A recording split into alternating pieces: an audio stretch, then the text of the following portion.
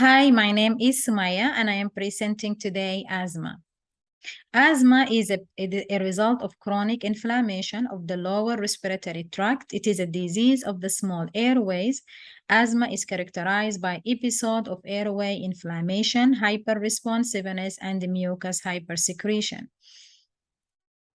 In mild case of asthma, the inflammatory process is potentially reversible, but if the asthma continued, this change in the airway continued to progress and become permanent. Asthma is characterized by airway inflammation, hyperresponsiveness, mucus hypersecretion. These features cause narrowing in the lower respiratory tract and airflow obstruction. There are several hypotheses developed to explain the trigger of airway inflammation, inflammatory response in asthmatic patient. Some of these hypotheses are a hygienic hypothesis, infectious cause hypothesis, Dutch hypothesis, and T helper 2 hypothesis.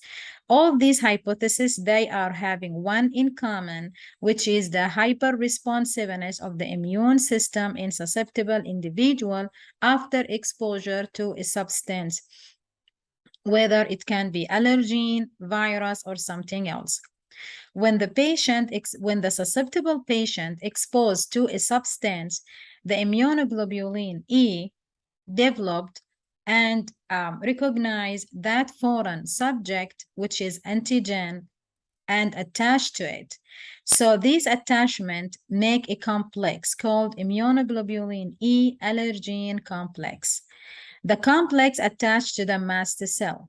This attachment cause the mast cell to release proteolytic enzyme and the histamine, which cause more inflammation in the area and attract more immune cell, such as eosinophil. Eosinophil are one of the immune cells that worsening the inflammatory process by secreting the leukotriene, because the leukotriene cause more hyperresponsiveness, attract more eosinophil, and also cause more mucus secretion. The T helper cell type 2 also recognize the antigen and release the cytokine. So the cytokine increase the inflammatory process, attract more eosinophil, and also cause more secretion for the mucus. The risk factor. The risk factor for asthma can be varied. So for some patient, exposure to allergen can induce asthma. For some, exposure to infection such as virus or bacterial infection like chlamydia or mycoplasma pneumonia also induce asthma. Some patients, they have to have family history of atopy. Some, they have abnormal immunoglobulin E level.